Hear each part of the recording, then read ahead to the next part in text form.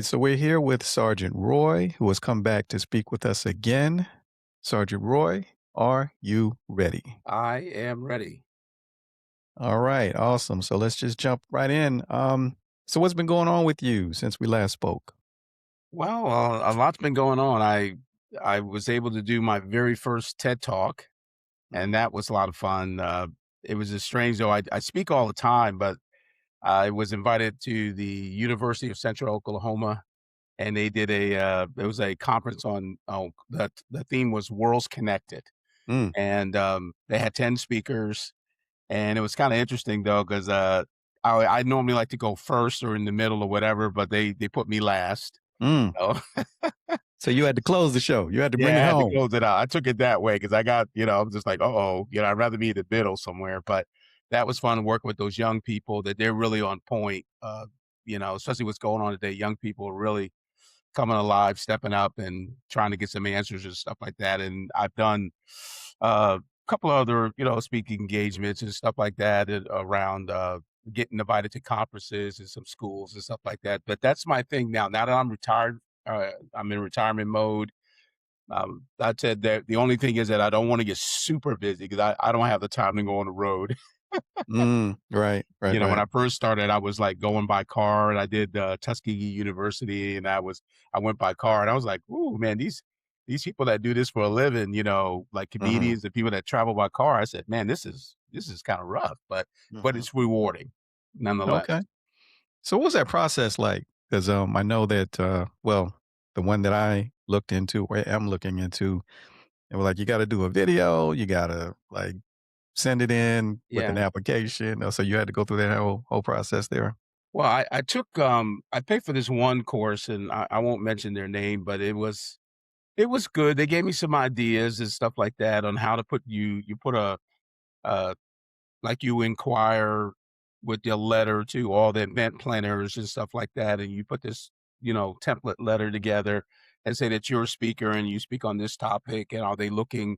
Because a lot of times you want to reach out to people 6 months to 12 months out, Hmm. because they're right now, even as we speak right now, event planners are planning for the end of the year or planning for next year Hmm. and they're looking for people and you just kind of that part you just have to kind of be consistent with it. I may have sent out maybe 50 emails or letters and I'll get like a handful that will ask and what's going on, and then you want to do your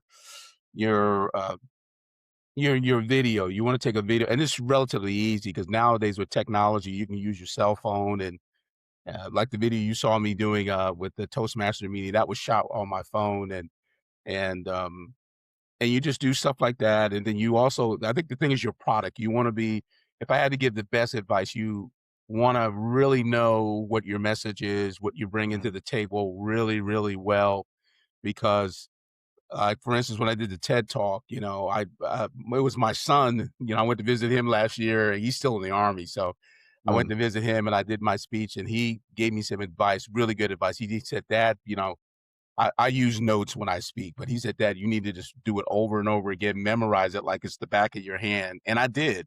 So when I hit the stage, I was a little bit nervous, but I wasn't nervous to the point where I forgot my message. Mm. So practice makes perfect. You know that being an army guy, you just have to do it over and over again until you know it like the back of your hand, and then also have a presence on social media. You want to have a web page where you can post all your little, like you got on my website, you can see all the events that I've done throughout the year and stuff like that, and Okay. and just keep it going. You have something to say, so and it's people want to hear it, so you just have to be your own promo guy. Awesome. Awesome. Yeah. So building bridges of connection in a fragmented world. Mm, Now, I think your opening statement that we're being programmed to create, define, and defend identities and accept controversial mm. worldviews that will eventually cause us to abandon quality values such as truth, mutual respect, and integrity. Go on, Sergeant Roy. So And talk I to me have to about I have that. to admit, man, I had to pray with this one. That message took I say I started on it just before Christmas last year Mm. Okay. and prayed about it, and I had all kinds of ideas, but, sometimes you get inspiration when you just kinda look around you and see what's Mhm. going on. Of course, you see the tension that's going on in our country. And it just kinda saddens me because now, you and I are old enough, man, to remember now people are getting on the news and social media. I mean, people are not even telling the truth. The information is just it's all over the place. I mean, Right. they're looking into the camera and they're just lying. Mhm. And I'm just sitting here going, "Wow," but then again, I realize, after thinking about it, this is a planned strategy. I talk Mm. about it in my speech. It's a planned strategy to cause chaos, and one of the things that when you control people is just kind of keep people confused and then I realized the new strategy is ignorance, just keeping people Mm. ignorant. And you would think the people in control want to inform you and want to give you they give that they present that image that they want to inform you and help you learn about things, but it's really quite the opposite. Mhm. Mhm. They tell you even the news media when you turn on the mainstream news, it's the way they like. I give you an idea of what I'm talking about, like, and you're a veteran, you know exactly what I'm saying. When they say like a soldier has been unalived in action, you know, Mhm. and the way they say it, it's almost like it's a shameful thing because you and I know that when we signed up for the military, that's part of our job. There is a chance that we could probably get KIA or, not make it home. We knew that when we raised our right hand.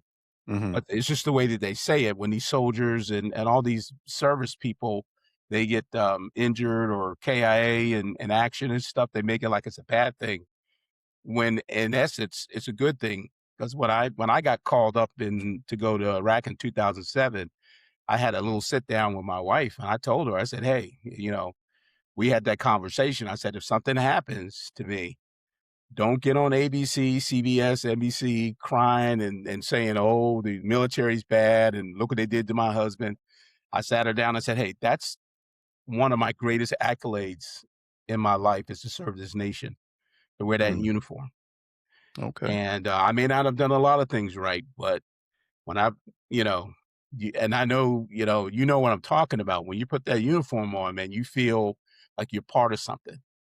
And, having been a drill instructor for 7 years when I was at Fort Jackson, I've seen some kids come through those gates. Some of them have nothing, and Mhm. then at the end of basic training, boy, their confidence levels, like, to the roof, Mhm. and they feel like, it almost makes you puts tears in your eyes because they feel like, I tell them when they get ready to ship out, I said, "Hey, now you're a role model, you made it," and they feel like part of something. Eventually those that, if people don't stay the whole 20 years or whether you stay 5 years or 20 years or whatever, we're part of a brotherhood. Mhm. We take care of each other. And I know you've heard the comments where people say, "You vets, you guys like meet at the airport or in a restaurant. You act like you know each other forever." But they don't understand we have the same rite of passage. Mhm. You and I mean, I don't know the details of what you went through, but it's similar. It's the same thing. And there's days I wanted to quit. There's days I wanted my mama, and I told people when people's lives are over, you ask any service person, they're gonna remember their mama, their daddy, and their drill sergeant.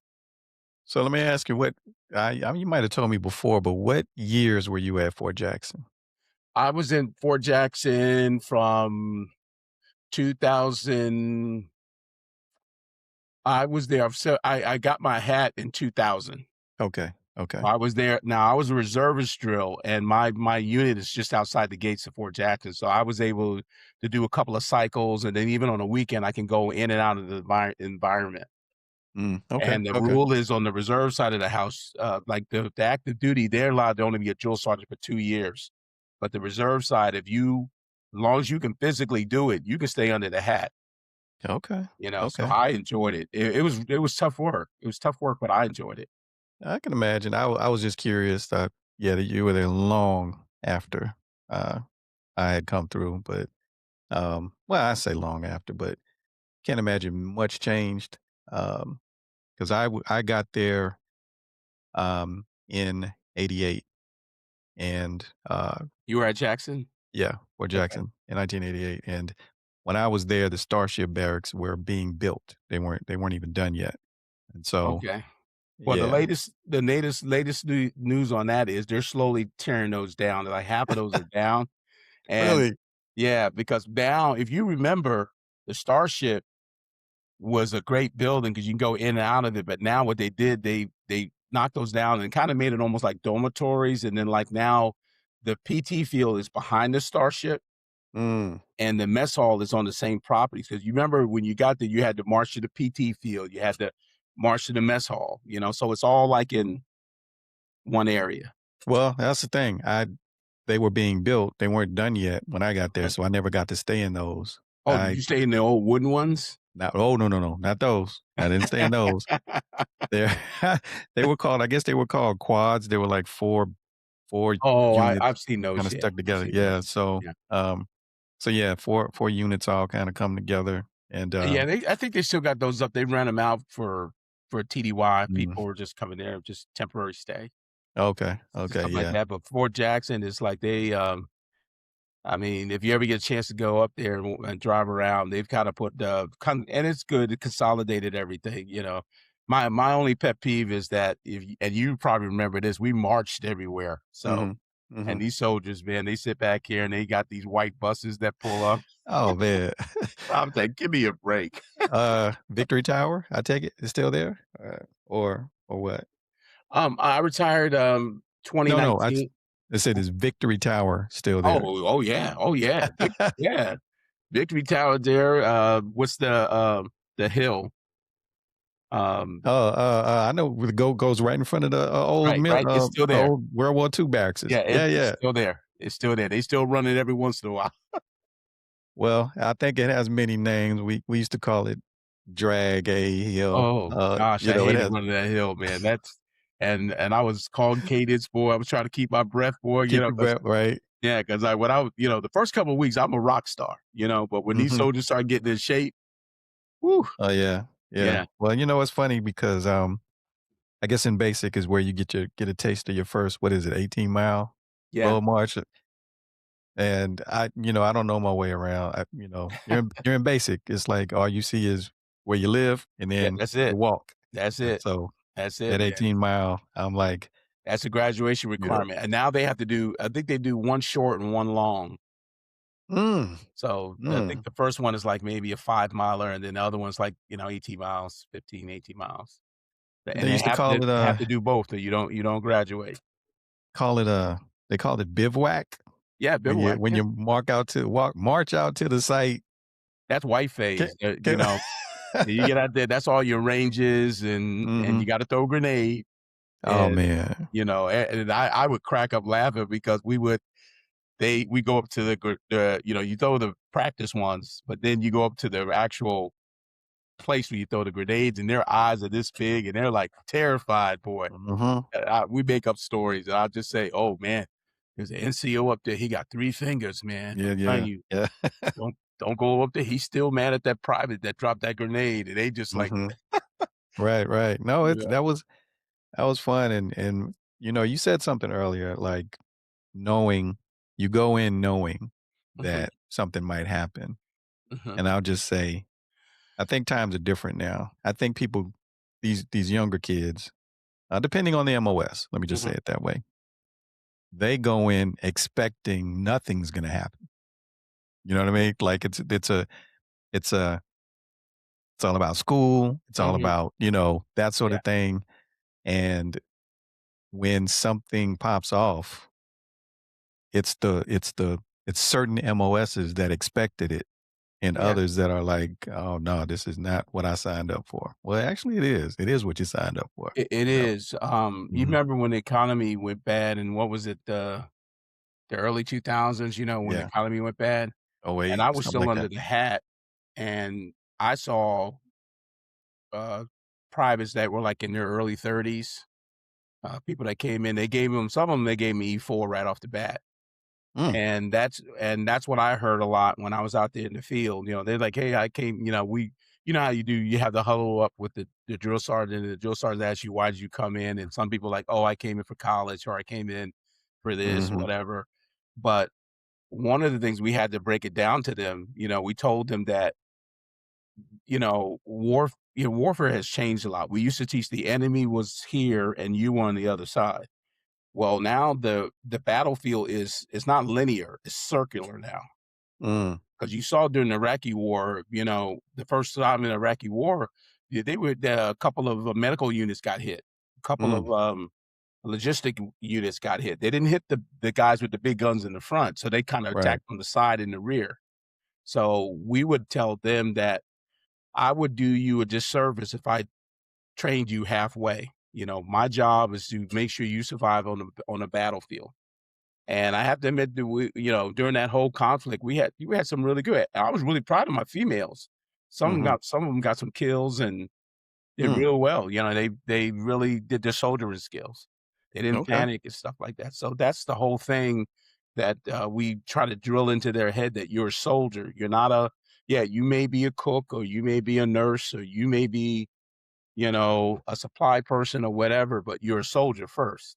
Mm. And, Okay. my job is to teach you how to, what you say, shoot, communicate, and move out. Move on out. Right, Yeah, right. that's it. Yeah. So, back to your TED Talk. There Mhm, was a line in it.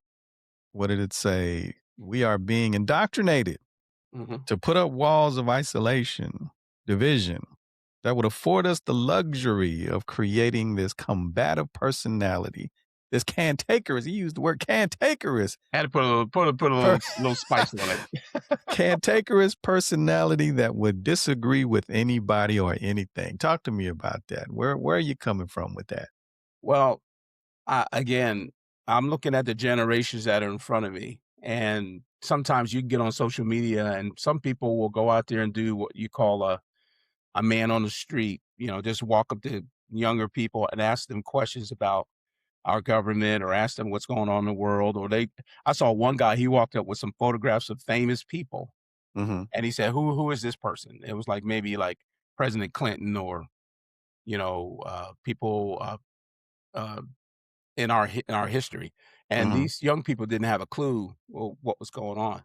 mm, But yet when you ask them questions on some of the things that's going on, they're very quick to go into this combative stage where they're arguing and this and that. And they talk about the current administration right now, and you say, okay, I respect your feelings, but give me evidence to why you feel that way. mhm, And I say, to be fair, 8 times out of 10, they can't tell you. mm, So what it is, they're going off on emotionalism.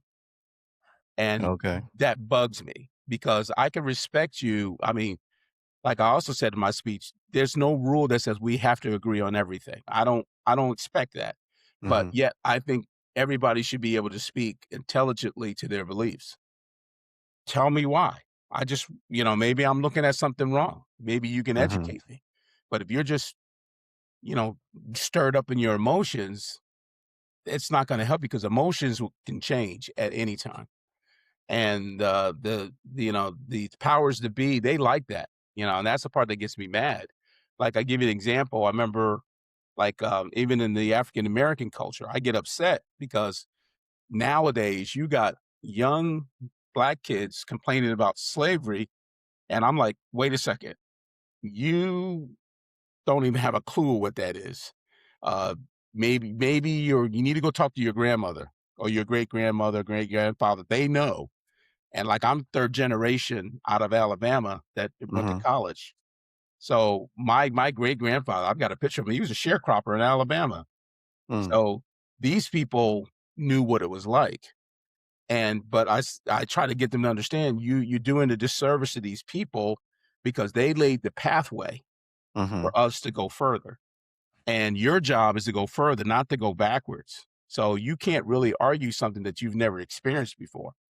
'Cause, racism to them might be, what, a dirty look or somebody just call you a name, mhm, whereas my dad, he grew up in Montgomery, Alabama, and the film with the firefighters spraying the protesters?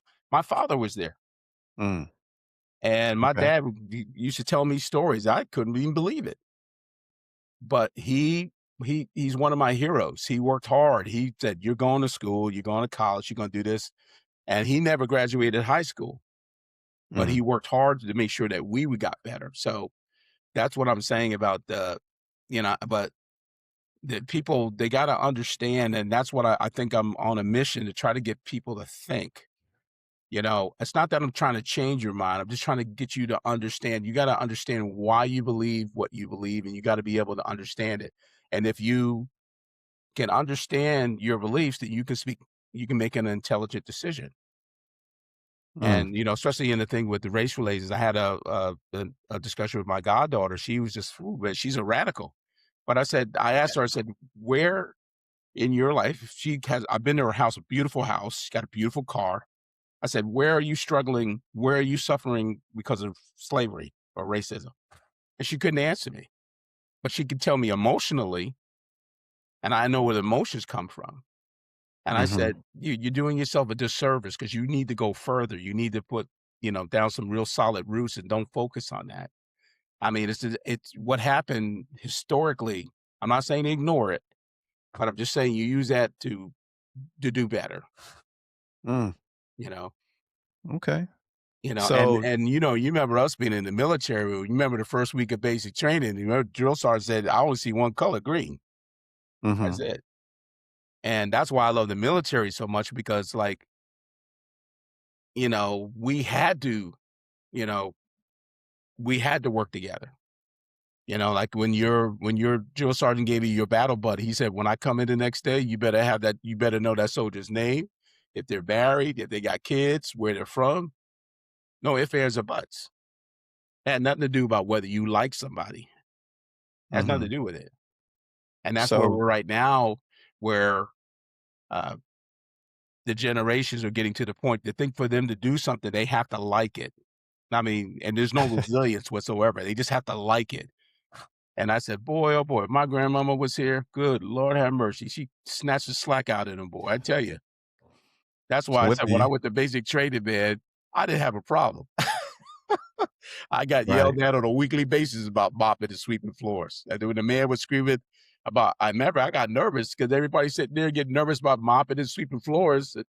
I did that on a weekly basis, you know? Well, so let me ask you this. So the when you speak about building bridges Mhm, in a fragmented world, uh, so since you've been spreading this message, have you gotten any pushback? Anyone disagreed or anything like that? mhm. Just has anyone ever said, "Ah, that's not gonna work"? Yeah, I get on sometimes I get on some of these discussion threads on social media, and I try to interject. I get on TikTok sometimes too, and sometimes the people, depending on who's running the discussion, the radicals are just like, "Oh, well, be quiet," and they'll curse me out, and they'll just say, "Hey," Really? and they really get really mean and uh, vulgar with the language and stuff. And I try to explain to them. I said, "Hey, but your world, you can only go so far with that. You're asking for a lot, but you're not willing to give a lot. If you want to be a manager of a company, if you want to have great accolades of success, you're going to have to make your circles bigger." I talk about it in my speech, is that you have to expand your circles. Like, for example, my my my niece, we're at a dinner party. She's going on about how unfair life is and this and that. And I just for kicks and giggles, I said, "Give me your cell phone." I pulled up her cell phone. I pulled up her social media page, and I said, "You notice anything different?" She said, "No." I said, "Everybody looks like you. Mhm, That's only as far as you're gonna go. And you to be successful, you gotta be able to relate to all kinds of people. If you want to." And I told them the people that they admire, the people that they really look up to, you look at some of the successful people like a Barack Obama. He's very well spoken. He's gone to school, he's educated himself. If you want to go down that road, that's where you have to go. And I can tell you, D Rose, the thing that I'm worried about right now, if we keep this this narrative going on. Pretty soon, it's gonna age out and put it point you to the point where the rest of the world's getting sick and tired of hearing it. Mm, You know, because I've seen on social media, even the Africans that come over here, they don't understand why we're complaining. They just they don't get it. You know, they say like, "Wow, you got schools, you can do this, you can do that. What are you complaining about?" You know, mm, but you have to be able to the true success in life, you have to be able to relate to all kinds of people. You just can't pick and choose. Even the Bible says that. You know, Jesus says, you know, "What does it matter if you love your own?" That's only as mm. far as you're gonna go.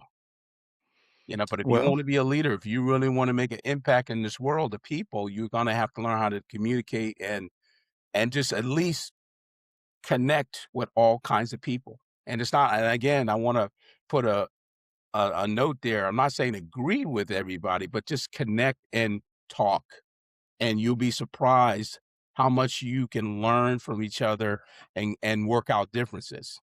And I'm embarrassed that even in our country, you got our congressmen, they're going up there to Washington, and I know you can understand this as being a service guy. They those those those senators or whoever, those congress people literally didn't vote. They vote the opposite way.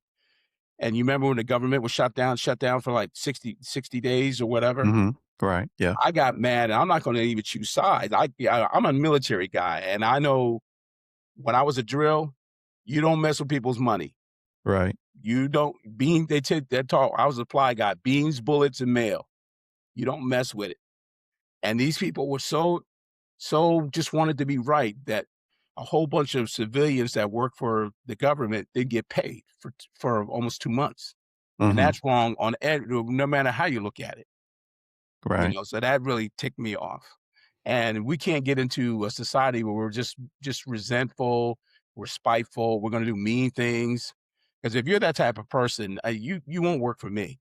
You definitely won't work for me. It's not gonna happen, you know, but I can welcome the idea of that if we have a disagreement, let's sit down and talk about it. Let's figure it out. Maybe I'm missing something. Maybe you're missing something. We can come to an agreement and work it out. I don't see that happening. Yeah, I totally get where you're coming from. I can also understand the pushback, depending on which segment that you're of society you're dealing with. Mhm. I can understand the pushback, uh, in terms of I won't say not building bridges, but at least being extremely cautious when you do, Yeah, you of right? course, and I even mentioned that too. You have to be you're gonna be exposed, but that's the risk you take. But Mhm, but the thing is that I think the reward it far exceeds the risk. Because if you're mhm, willing to put yourself out there, like my uniform, I had people tell me, "Oh, well, you made E9, somebody gave that to you." No, no, sir. wow, Nobody wow. never gave that to me. I work for that. And maybe some people got it, before I did or whatever, but I made E9. And I was in circles with colonels and generals and all that, and I was respected because not because of the color of my skin, but I respected because I was willing to here we go now, four-letter curse word to do the work. So, how do you think it is that we're being indoctrinated, and why?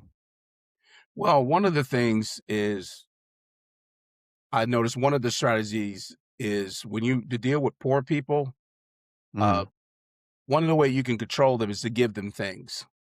Just give them things and and get them dependent upon you. You know, even in my work with the church and stuff, and I do charity work, and I'm working with you know people at disadvantaged and stuff. The best mhm, thing it's an old African proverb. It says that if you want to feed a man for a lifetime, don't give him a fish. Teach him how to fish mhm, because if he learns how to fish, he'll eat for a lifetime. So one of the things there's a new term out there nowadays. It's called toxic empathy. And that's like really having this type of empathy for people where there's no accountability whatsoever. So getting people dependent upon you. And that's where you got types of government like socialism. You know, when I went over to visit my son, I had a chance to go to Italy. I had a chance to go to Great Britain, London, had a chance to go to Poland. Those are all Mhm. socialist countries, and you can't own anything over there. There's Mhm. no way, they everything's dependent the government, they pay, everybody gets a government subsidized apartment, but you as far as, like, buying your house or buying a car or something like that, very few, very few. You Mhm. can't own anything. So that makes you dependent upon the government, Okay. and that's the thing is you can hurt somebody, like that. You can stifle their growth because I truly believe that everybody has value. I think everybody has something to bring to the table. And I think to build a person's confidence is to let them be who they are, let them develop into the person that they are. Because one of the things that's so good for your spirit is to, it even says in the Bible that the sleep of a laborer is always sweet, with work. It's Mhm. just when you make something or you do something, it gives you that little dash of dopamine. You feel good Mhm. about yourself and it builds confidence. But if you have to rely on somebody doing it for you and sitting here, it's almost like you stunt their growth emotionally and stuff like that. And I've seen that. I grew up poor and I saw, that's why I don't like the welfare system because I grew up, members of my family were on it. Mhm. And when time for them to come and to do something like maybe get a job that they want or whatever, they won't do it. They've been relying on things for a very, very long time, and they get intimidated by it, and they play and there's another word that I threw in my speech. I don't think I put it in my speech, but it's one thing I teach about. It's called victimization, Mhm. victim, because, especially with the African, American people, we're not victims. We are not victims, and we have a society. Yeah, there was at one time, it's in American history that, yeah, we were given things because we were, almost like accepted, like we couldn't learn or we couldn't start our own business and stuff, but we can do those things, you know, and you don't, it's just, you know, the worst thing you can do is treat a person like a victim because they won't grow. They become so dependent upon you, and that's the thing that really worries me, especially young people. Oh my gosh. You're sitting here 24, 25, and you're saying you're disadvantaged? I mean, Sarge, I'll go down and go get some milk, and I've seen at least 10 help wanted signs, you know? Unbelievable. Well, let me ask you this: Is there do you see, like, on the flip side, is there ever a situation when it is best to kind of run with your own, if you will, with your tribe, with your like minds? Mhm. Is there ever a time that that is appropriate?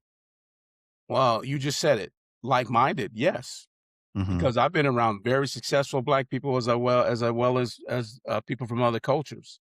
Hmm. So I don't see it. I think that's the mistake that, I have, my daughter-in-law's from Puerto Rico. And, I see it in a lot of cultures. Everybody just kinda it's like they cling to their own, and there's nothing wrong with that. But however, the world doesn't you look outside the world and how it's functioning and where the greater rewards are, you're gonna have to step outside that circle. And I don't have a problem with that. I just the circles that I'm in, they have to bless me, encourage me, educate me, motivate me. I don't care what you look like. And I've had relatives of mine push me as well as, people who are not from my culture. But Hmm. it's the exception, it's not the rule. Okay. I So don't see it as an exception, I don't see it as a rule, I just see it as an exception. Because 'Cause I've been around very successful African American, people that have done really, really well, and I enjoy that, but when you hear them talk, they talk about, proactive things, they talk about building their business, or they're talking about, uh achievements, what's the next thing? What's the next project? I eat that stuff up, you know? so what about, say, economically? And I'm talking economic power. Um, and I think it's been well documented that the term black dollar, Mhm. it seems as though our community is the only one where our the majority of our money is spent in other communities where other communities don't work that way. Um, what do you think about that? Yeah, I've heard of that before, but I know that one of the things that is this world's getting down to the point where it comes down to productivity. Mhm. Because when you start making money and you start getting at those higher levels, they don't care what you look like. They really Mhm. don't. Um, and again, it's just it's that thing of like, yeah, even my aunt when I grew up, she had a mom and pop shop in our neighborhood. It was only black customers and stuff like that, and I get that, and that's fine. But you have to project yourself. You go run a business. Like I give you an example. I don't want to, you know, skip over it, but like one day I was going into work. I listened to the black radio station, gospel station, and I'm listening to all these commercials, and they're saying, black insurance company, black owned, this and this, black owned, this and that. And I'm just like, and I got offended for some reason Mm. because when I heard that ad, okay, black owned, this and that. So that means you just want black customers. That's just your lane. But Mhm. what about, there's nothing, nothing inviting you. You might have Spanish customers or German customers or China or Asian customers. You want money's money. I don't care what you look like. But if you're going to target just a black audience and the black dollar, that's what it only goes so far. Well, I think that I hear what you're saying, and I'm not one way or another. I'm just just Hmm. putting it out there. But there must be something to the consolidation of black dollars, because otherwise there wouldn't have been such an effort to tear down the black Wall Streets and the black um, economic centers. And I'm talking tear them down, destroy them, burn them down, that sort of thing. Yeah, I know what you're saying. Because I'm here in Oklahoma. I'm going to go visit. I just recently relocated here. I'm going to go visit Tulsa, that those Hmm. historical sites where they Right. call that the Black Wall Street. Hmm. And I'm a history buff, so but and historically, yeah, even in the days of Montgomery, black businesses were doing really well, Hmm. and there were a lot of tax on black businesses because we became not dependent upon the system, Right. so we had our own businesses, we had our own economy that was doing quite well for us, and then they sabotaged it in a lot of ways Hmm. because they didn't want to see it flourished. And my only response to that is, knock it down and build it back up. Well, so that being said, Hmm. why the offense when you hear all of these people saying black owned, black businesses, black so on and so forth? Because that kind of is how you build it back up. Well, yeah, you do build it up, but times have changed. These kids, these young people now, if you look at them, they're really integrating really well. You know, and Mm. and they're just starting to. It's not as divided as it was like when my dad's time in the 50s and the 60s and stuff like that. Because Mhm. I remember as a kid, I grew up part of my life in Boston. It was very racial at the time, Mhm. and my auntie would tell me, "Don't go to this store, but go to this store." Because of they had some issues back in the '70s, Boston. Mhm. But times have changed. If you wanna start a business, I think it's kind of an open it's an open gate now. If you can flourish, I mean, if you wanna stay, like, in a black neighborhood and have black customers, nothing wrong with that. I don't fault you on that. But if Mm. you want to build, you wanna be the next AT&T or the next Google or whatever, you wanna, want the big dogs, you're gonna have to open that gate a little bit bigger. That's all I'm saying, you Mm. know? I mean, hey, I know people that, they live in a cultural neighborhood and they just do very well. They run a mom and pop shop, they love it. No harm, no foul. And they Okay. know that's what they want to do. But if you wanna run with the big dogs, you wanna run with the Jeff Bezos and Facebook people and all that stuff like that, you're gonna have to make the stakes higher, you know? Well, it's It's interesting. Again, it's just an observation that when you talk about the big dogs, the Fortune 100s, Mhm. right? And you look at all of them and you look at who's at the head and at the table Mm. at the head, they don't look like us. So, in order to, you know, get to that level where those types of companies exist that look like us, you kind of have to start with the black owned, right? You kind of have to cater to the. Well, I and I'm glad we were discussing it because I Mhm, disagree because here's why. 'Cause, I even wrote a letter to BET, mhm, the Black Entertainment Television, and I wrote it to the editor, and I said, "Every time I get on your station, I see rappers, athletes, singers, mhm, and our people are doing great things. We're doing great things, but you're not promoting it. Because I know of some successful Black people, they're not being featured. You would never know they were there, that they had businesses and that they're doing really well if they weren't promoted. But in our culture, this is another thing I get mad in our culture. We promote the athletes, we promote the singers, we promote the athletes and the entertainers, you know. But what about the kid or the girl, the young man or the young woman who doesn't want to be a basketball player, mhm, who doesn't want to be a singer? Because I know I was born in the 60s and 70s, and the only time I saw a famous Black person or wealthy Black person, let's put it that way, they mhm, were with somebody like Muhammad Ali, an athlete, you know, uh, Duke Ellington, all these people that were entertainers and singers. mhm, But, then all of a sudden, like around in the 80s, Ben Carson shows up and he's a surgeon. He's a brain surgeon. And I'm like, where'd this guy come from? Never heard of him, mhm. you know? So that's the thing. I'm just saying that because, and I grew up in a sports town. My basketball coach would yell at me. He said, Lewis, you would be a great basketball player. But I Mm, just wanted to play for fun. okay, okay. All right, you was a hooper. Yeah. Okay. But he coached my brother. My brother went on to get a full ride to SMU. Okay. But I didn't. It wasn't in my blood, but I had a good knack for business. I had a good knack for doing other things. But the kids that have those other aspirations, you where are the role models? I know they're out there. I'm not saying they're not out there. They're out there. They're just not being showcased. What if,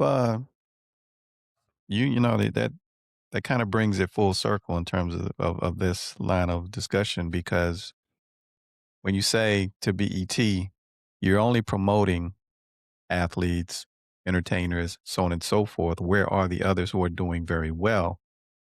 What if the answer is their stuff got burnt down in Tulsa?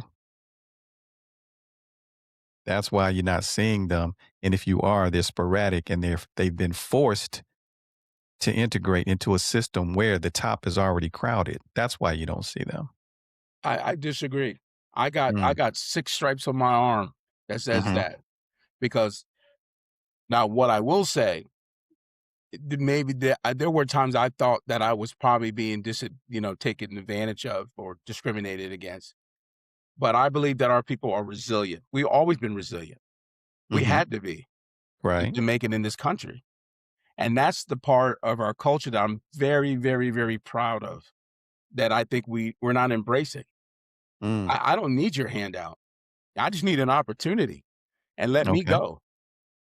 I don't need you to feel sorry for me. And I know I've stood in circles where I was the only black face in the room. mhm, And people looked at me and I sometimes felt that look, that vibe.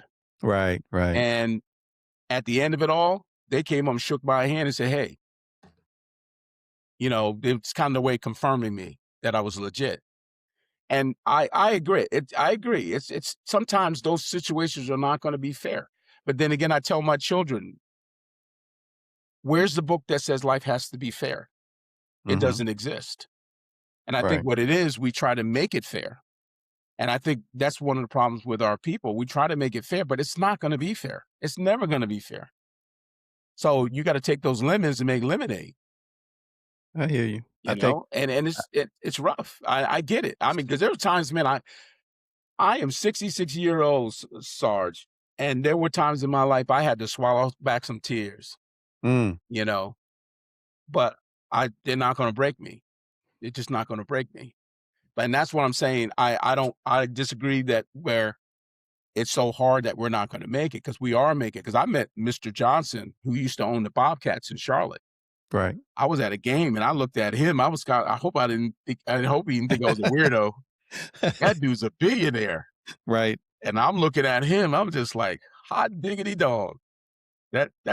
That's a black millionaire. Oh my goodness. And I had my chest out. I was like, yeah, man, he owned the Bobcats, Right. you know? And but there's a lot more of us out there doing things, and that's the part I get mad at. We're not showcasing it because I turn on BET and there's T.I., the rapper, sitting around. He's got a whole bunch of high school kids sitting around him, and he's giving advice. He can't give you advice. He's a rapper, and he's had multiple gun charges on him. What is he gonna tell you? What's he gonna tell you? Well, he's he's a little more than a rapper, but, here's the thing, though, and again, first, let me just say your accomplishments, commendable, commendable. Hats off to you for everything that you've accomplished.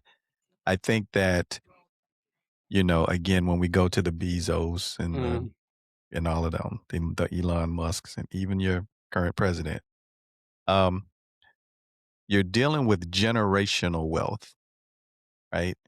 And going back to the Tulsas of the world, mhm, that generational wealth was stymied. It was cut off. It stopped. So the generations had to start over. And I think that a lot of the young people can't articulate why they feel the way they do because of that. They just know it's not. They call well. You said well. It's not a matter of life doesn't have to be fair, but mhm, to be fair, mhm, their generational wealth stream got cut off in so many cities across the United mhm. States I that agree. I agree with that up to the extent of that. I think what we do with our kids, you don't send them out and put that in their brain, letting them know they're starting off with a disadvantage, Mhm, you know, because at some point, I don't care where you are in life, you're gonna have to learn how to handle failure. mhm, You're gonna have to handle it. That's a normal. I don't care who you are, but okay, you can't send our kids out with that idea that they're disadvantaged. You know, that there's something if they fails because somebody didn't treat them right or they didn't get this right. You send them out with they might have to work harder, and they should work harder, but putting that idea, it stunts their growth. It does something to the human spirit, mm, because and believe it or not, there was a time in my life I used to think that way. And there were times I was like, okay, well, I didn't get this. Well, I guess I'm not good enough. It just gets in my brain. Well, that's those are those people and these are these people. But as time went on, and like I said, I saw like I was working for a bank one time, and IBM sent some repairmen in to fix our computers, and in their team there was one black guy, mhm. and I kept looking at him because I've never seen an IBM black guy from IBM, and I'm not making this up, man. I'm just Okay, looking at him. okay, okay. I'm sitting there, wow. And Mm, him and I got to be friends later on in life, but I was sitting there. His name is Quincy. I said, Quincy, and he told me his story. He went to school, put himself through school, and he worked hard. And I got when he shared his story to me, I got fired up because then in my mind, I'm like, if he can make it, I can make it, you know. mm, And but yeah, you got generational wealth, and I agree with mhm, that. But that's so what. That doesn't mean anything. I mean, to me, that doesn't mean anything. Yeah, you got it from your mom and daddy because my case in point, you got the Biden. You saw his son. They got him on film smoking crack over there in China.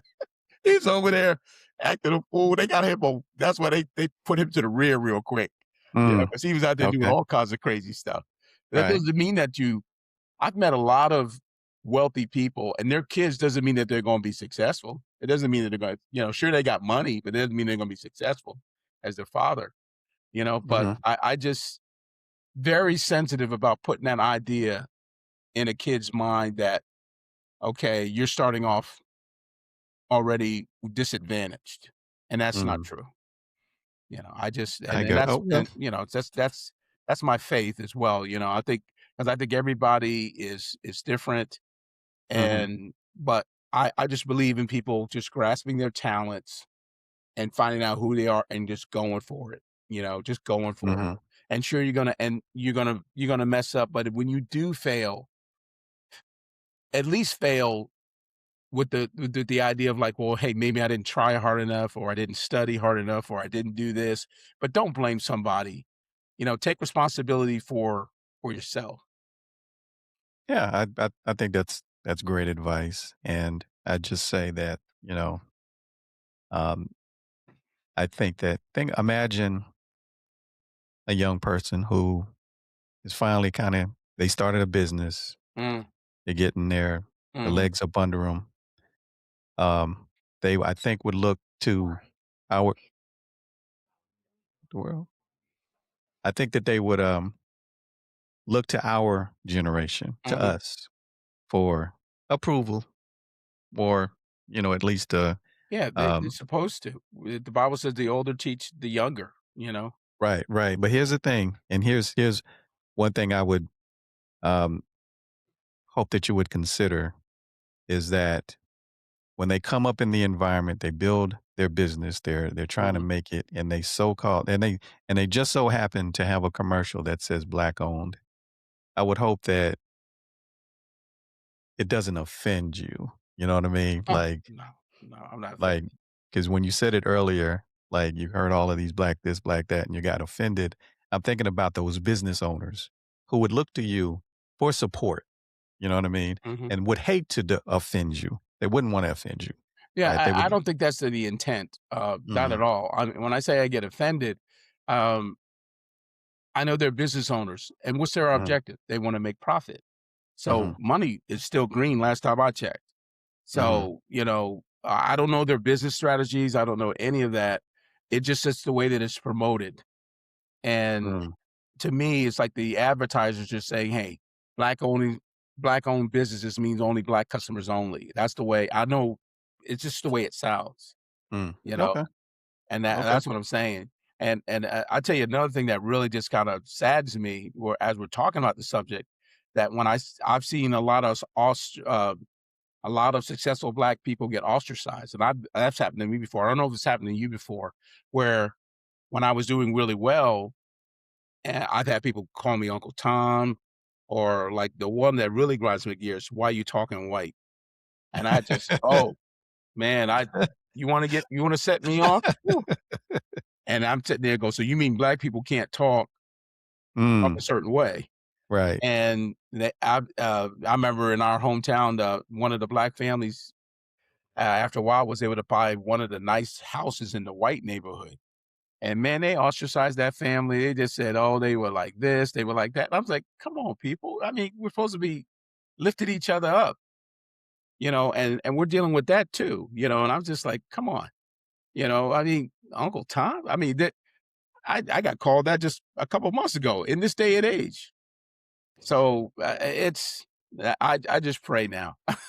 It's just it's rough, Well, but I no, I wanna say that you hit right on one of the reasons why I even started this podcast, mhm, because black veterans, it's not just black, any veteran of color, you're mhm, gonna catch it from all directions, mm, from below, from your peers, and from above. mm, And you'll catch it the more you elevate in society. mm, And you know, during my doctoral studies, mhm. I found that out, and it wasn't it wasn't some of the resistance came from those who look like me and those who didn't, Yeah, yeah. right? So you're catching it from all angles. How did you And so feel when if you don't mind me asking, how did you mhm. feel when you felt that come at you? What was your response? Well, my I'll just say I think my attitude is a little different. um, because uh, when I felt that response, it came at a time in my life where I didn't even want to go to seminary. God put me there. So Mhm. I had no, it was like there's no human being that's going to come at me Right. and derail me. Yeah. Right? God put me here. God made me do this. I didn't. I hate school. Can I say that? I don't like school, but God said Yeah. you're going to go to You go school. to school. And so when that happened, right? Yeah, I'm not listening to you. I'm listening to the man up above. So Mm, now, had that happened at a different time in my life when I wasn't as mature and in my in my faith in my walk, mm. it might have affected me differently, but not this time. It was like I'm on a mission from God, literally. This is not, you know. So different time, maybe it may have impacted me, but Well, not yeah, I this mean, time. you have your doctorate degree and people will look at you and might form opinions, like, "Well, hey, who do you think you are?" I mean, it's almost I know I had to be careful because, like, when I was achieving stuff, I almost felt guilty. Mm, I kinda wanna suppress myself so I can just fit in, because, it was just that thing where, people would get this, animosity mm, going on, I can imagine people say, "Okay, he's got his doctorate degree. Who he thinks he is? He's out there doing all this stuff." But you answered the question for me. You were doing it for God, so that was your mhm. focus. I Oh can yeah. only imagine if God wasn't your focus, and Mm. you wouldn't have been able to do those things.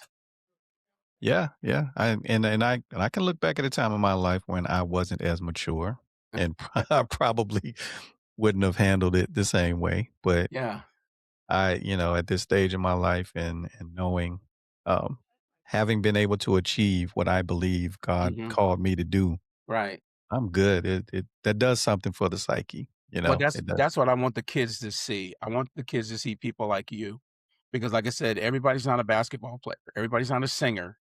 Mm, Everybody's not an entertainer, but our people are doing fantastic things out there with education and businesses, and that's what we need to see, uh, because the world is changing a lot. It's really changing, and I remember that fear I had when I was a young man of like, okay, I'm not, I don't have any aspirations for basketball or football or going. I wanted to even play in a band. Back in the mhm, day, and that was the thing, but I didn't wanna do these things, so what is there left for me? And I remember vividly remembering the mentality I had growing up in the '70s, like, "Okay, I'll just get a job and work, and mm, hopefully get married," and, like, me and my best friend, we were talking about this the other day. It's funny you should mention that. We were talking about when we got to, graduation. mhm, We went into talk to we noticed all the white kids were planning to go to all these schools and everything. They were getting their transcripts together and all this. And him and I both vividly remember that the guidance counselor, especially the black kids, they didn't really ask us, mm, and we remember, and I asked him, was that his experience? He said, yeah, they you know, just asked us, what do you want to do? Whatever. And it was like, but we did notice all our schoolmates, they were, like, getting their letters together and putting in their, letters and trying to get into these schools, and it was never a thought for any of, like, the black kids. We just mm. and the ones that really were going somewhere, those are the ones that had scholarships, basketball scholarships or football scholarships or whatever, Right, right. that kinda thing. But, it's really a shame. I just really want, especially this new generation, to understand that they are not a mistake. They are not disadvantaged at all. Mm, And they can do whatever they want to, and I'm not saying it's not go it's starting a business is not a easy thing to do. Starting mhm, uh, other than those things I just mentioned, but it's not easy because 'cause I'm my son-in-law, I'm here in Oklahoma, my son-in-law has been running successfully for almost 12 years now. He owns a martial arts academy, and mhm. he's done it very quite well for himself. And he married Okay, my daughter, and I remember when that business started, and at one time, he had as many as 3 schools. So okay. he's doing really well, and that's the thing that I think our generations need to see. there are, they don't have to be famous, but there are people out there doing these these great things, you know? Okay. They're phenomenal things, um, and they just need to be exposed to it.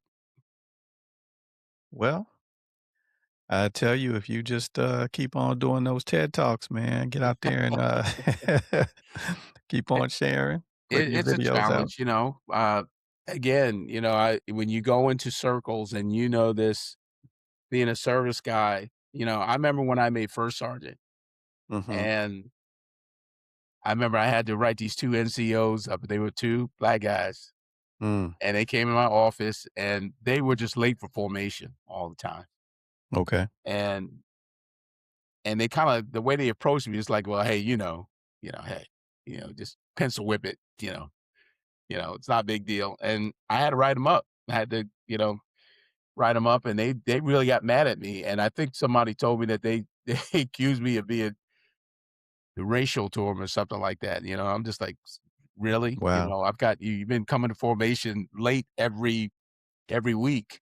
What do you want me Mhm. to do? I can't show partiality, you know, Right.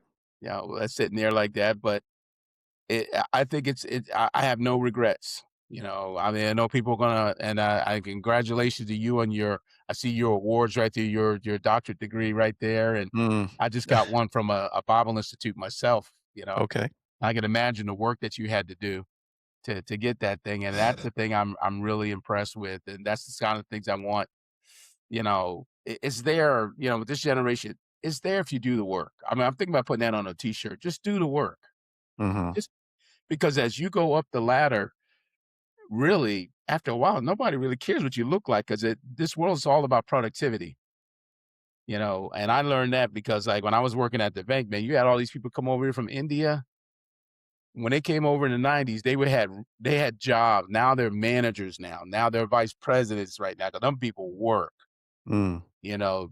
They don't some of 'em can barely speak English, but they make money for the company. That's what it's all Okay. about, productivity, you know. Well, in terms of productivity, what's next for Sergeant Roy? What's happening with you next? What you got coming down the pike? Well, I'm trying to get a couple of things out because I wanna get on the big tech talk stage. They Mm. do some big meetings. They got one coming up this year in Canada. I think there's one coming up in London, Mm. and, just hope that I can get, picked to be on those things right there. And then sometimes I focus on the smaller stuff. I try to get in front of audiences with, young people because I started out being a youth pastor when I was in the church, and I loved it.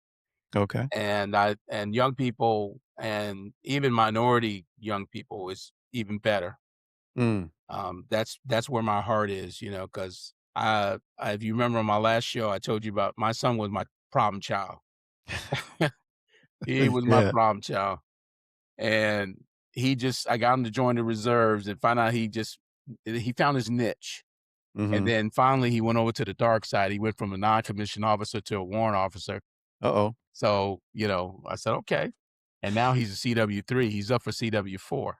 Okay, right Yeah. on. Yeah, he's doing really well, and I crack up it's funny how God works things out because he's got 3 of my grandkids, the oldest one is 15, and like I said, we were over there last year for the holidays, and he's chewing my oldest grandson out about something, and I said, "Wait a second." I said, "Who's that sound like?" "It's you. That's the split copy of you." And I said, "That's how God pays you back. He gives you a Xerox copy of Uh, yourself." right, And he started exactly. laughing. I said, "Yeah, he's just like you. He's a little slickster, but he's just like Mm, you." And I mm. love his wife. I mean, his wife is like she's dead on it, but the thing is now I'm just kinda being a grandpa. Yeah, I got 3 my grandkids here, and then, like I said, we visit our son when we can, but, as far as speaking, I try to get in, I like to do some stuff with the high schools. As far as the church, I work a lot with the men's ministry because I'm a real big advocate of godly men. Okay, God has given me a heart for that, to see men be what God has called them to be, okay. and, I know you understand that as are you a pastor now? Minister. A minister? Okay. Yes. So I know you understand that, and, I try to serve there in the church and stuff like that, but just like I said earlier, I'm just praying to the Lord, just put me where I'm supposed to be, because like I said, I don't wanna be, like, on tour, like, traveling 5 times a month or whatever, 'cause I'm retired. This is the first time in my life I got my freedom, and Mm, before I retired, I was so busy, so busy. But mhm. to sit here and have coffee and even just a conversation with you, sir, I is priceless. I Well, enjoy it. yeah, absolutely. I enjoyed as well, and Yeah, I thank you for the time. yeah. But I think that your message needs to get out there, man. I think but God willing, and whatever He says, be obedient. Yeah, And if you, I and between me and you, and I like some of the things that you said, and what you said to me about that is true. I got to be careful, but I'm as far as our people, I just get mad because I know the world's taking advantage of those wounds. hmm The world's, if you notice when the election time comes around, they start playing hitting those hot buttons. hmm And hmm our people get so that spirit of unforgiveness just thrives up. you know, and I'm just praying that, Lord, that we got to move past that, because the world is becoming so advanced now. And I mean, people are congregating together now. These other young kids now, I crack up laughing. They wear the clothes that we used to wear, and they dance better than we do. I turned on the video one time. I saw on social media. This wasn't America. These Chinese kids. I don't know if you ever saw the one they were dancing to James Brown. Mm, They oh had, like, yes, yes, they had yes. Kango hats on and Adidas, and I'm like, Right. "What?" I said, "Oh my goodness, Yeah. man. They look cooler than we did." Well, they say history repeats itself, so Yeah, it'll. yeah, they just sitting there, they love the whole swagger, the whole thing, and I'm Mhm. not mad at you, I ain't mad at you, Right. but I just Right. wanted to see us move past that, because when we get into those deep places, we don't seem to move, and it's like, I think the higher ups like it that way. They just somebody comes in there and say, "Hey, hey, didn't this happen?" "Hey, didn't this happen?" And then we get all worked up and, drinking the I hear Kool-Aid you. and we don't move, you know, I hear you. you know. Well, But I'm hopeful, God's gonna do a thing. I'm just praying for a revival, I guess, but I thank you for your work too, as well, D. Thank you for inviting me. oh yeah, Glad to be here absolutely. anytime. I thought I was sitting here circling back, and I said, "Oh, I found your email," and I post your recordings on my website so Okay. people are Okay. listening to them. And I've got Okay. your link too, so they can donate too. Um, so when you edit this thing, just send me a copy of that. I can Oh put it on yeah. the website. I got you, man. I That's it. got you. We're gonna put it out there for you. Yeah, And but I got worried when I saw that picture you took of yourself sitting in the hospital bed. I said, "Oh, no, what did he do? What did he man, do?" yeah, that was a bad time. And Yeah. Yeah, well, I but I lifted you up in prayer, man. I appreciate you. Yeah, I That's it, appreciate you. and I But appreciate what you're doing, man. Just keep going. Um, uh, I Imma send certainly you a will. link too, because I did a podcast, I think it's called the Veterans, it's another podcast called the Veteran Alumni. Well, what they do is the guy asked me, he said, pass this link on to veterans because they want to hear. They record veteran stories, how you came in Mhm. the military. So Mhm. if I send it to you and you fill out the form, they're going to call you, and it's kind of like a podcast. It's like they ask you, the point from when you came in the military, what was your experience like, and then the nice thing about they give you a nice little coin, and they give you a little thumb drive of your interview, Okay. stuff like Okay. that. So I told them I'd pass it on to all the vets and stuff like that. So I'm pretty sure they wanna hear your story. So, All right. Well, listen, send it on. okay. And, I'm all about promoting. And so I definitely want to get your story out there as best I can. And, if I went to your website, I checked out your book. Yeah. I was like, okay, he has a book out there. This man has a book. And why don't you tell everybody what your website is? The website is called speaksergeantroy.com. That's SPEAK, Sergeant, SGT, Roy, all one word, .com. And you can go out there, you'll see some of the interviews that I've done, you see some videos. Uh, I have my book out there. It's also, you can order the book, or it's also comes in a, downloadable text form if you wanna read it on the Kindle or stuff like that. But if you're Mhm. interested, continuing the conversation, reach out to Yeah. me. I'd love to hear from you and tell me what you think. You're struggling with some stuff. Love to hear from you. I always want to hear the perspective, stay fresh, because it's a Mhm. retirement, folks, man. If I don't, man, I'll be sleeping. Yeah, well, I definitely encourage Yeah, anyone who is listening to, contact Sergeant Roy. He's a good dude. Talk to him. Talk to the man. Give him a shout, and, I will be getting a copy of that book, and I want the autographed one too, so I want that one. yeah, So, yeah. I'll send you one. I got you, so I'm gonna go ahead and take care of that, but, listen, Yeah. Sergeant I tell Roy, as people, I always. said, I've swam my rivers, I've slayed my dragons. I said, now I'm sitting on the sideline with a cup of coffee, cheering the young people on. Because I Yeah, remember when that's I would cool. graduate a class of privates at basic Mhm. training, and they get cocky when they get ready to graduate. They're like, "Just I can run faster than you, just I can do this." And I sit back and say, "I hope so." I Right, said, "Because if not, I'm gonna recycle you." right, So right. that's the job. They're supposed to go further. Absolutely, That's it. absolutely, and, there were a couple of drills that I don't care what I did, I could not run faster than them jokers, and I could just like Well, there's a trick to it, man. Because when I got under the hat, what they do, they don't tell you. All the drills get together, the ones that can run real good or the ones that can march, ruck real good, mhm, they spread them out, mm, because it mhm. looks like everybody's like, incredible, but nah, because I wasn't a runner either, man, and I would run with the slow group, man, just to get them in Mm. shape, man. That A group, Yeah, I yeah, couldn't yeah. run A group, man. They just fly. They don't even call cadence, man. Yeah.